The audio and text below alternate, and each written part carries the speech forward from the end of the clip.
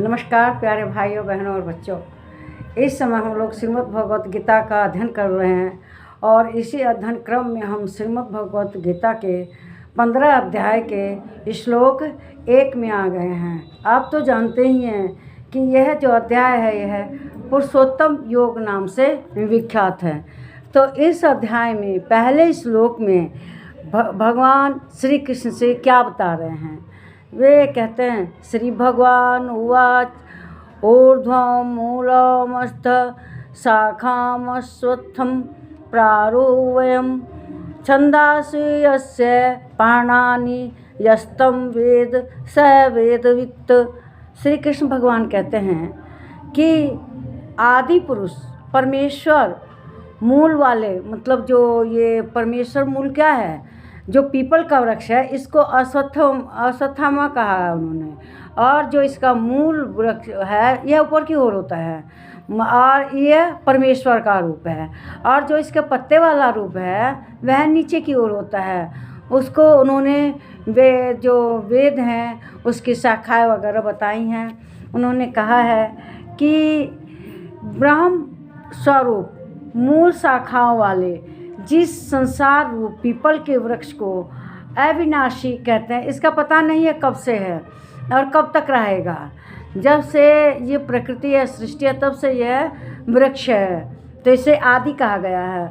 उसे संसार मूल वृक्ष को जो पुरुष मूल सहित तत्व से जानता है वह वेद के तात्पर्य को जानता है।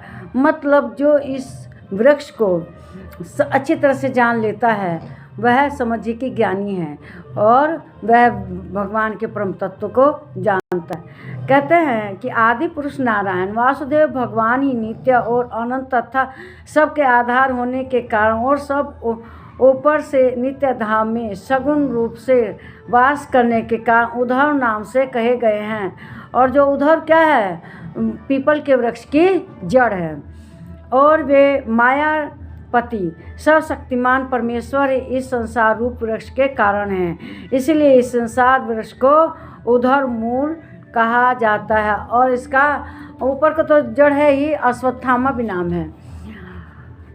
उस आदि पुरुष मतलब परमेश्वर से उत्पन्न होने के कारण तथा नित्य धाम से नीचे ब्रह्म लोक में वास करने के कारण हिरण्य गर्भ रूप ब्रह्म को परमेश्वर की अपेक्षा अधः कहा है। और उसी इस संसार में विचार करने वाला होने से इसकी मुख्य शाखा है। इसलिए इस संसार को अधः शाखा वाला कहा गया है।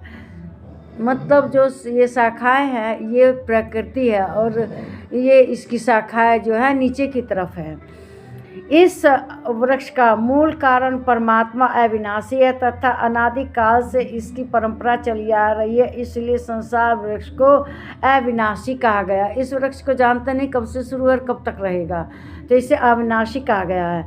इस वृक्ष को शाखा रूप ब्रह्म से प्रकट होने वाले और यज्ञ आदि कर्मों द्वारा इस संसार वृक्ष की रक्षा और वृद्धि करने वाला और वृक्षों को बढ़ाने वाला होने से वाले इसके पत्ते वेद कहे गए हैं।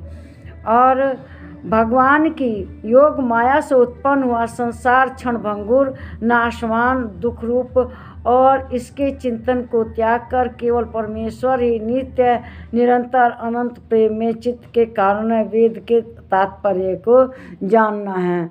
मतलब जो इस वृक्ष के बारे में जान लेता है वह वेद के बारे में जान लेता है और वह परम धाम को प्राप्त होता है, ज्ञानी होता है। वह आवागमन के बंधनों से मुक्त होकर स्वर्ग को प्राप्त करता है। देखिए, जिस संसार में हम रहते हैं यह संसार अविनाशी है, हमेशा रहता है।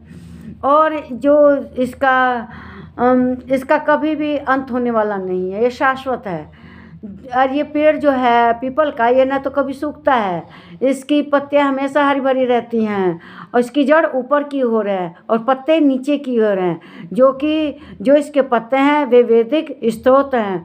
ऊपर मूल है जो परमात्मा का रूप है, शाखाएं नीचे प्रकृति परमात्मा ऊपर और प्रकृति नीचे है, जिससे जाना नहीं जा सकता प्रकृति को, क्योंकि उसमें ही प्रकृति के बारे में, इस माया के बारे में कोई जान नहीं पाया है। और जो ये वृक्ष है, इसके बारे में जो जानता है उसे सभी विद्याएं प्राप्त होती हैं, वह सब ज्ञान प्राप्त कर लेता है, उसे वेदों का ज्ञान हो जाता है। और जो इसकी मूल है वो परमात्मा ऊपर और प्रकृति नीचे है।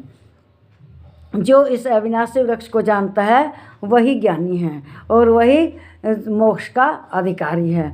और जो इसको नहीं जानता, अज्ञानी है, वह इस दुनियादारी में लगा रहता है, आने जाने के बंधन में पड़ा रहता है।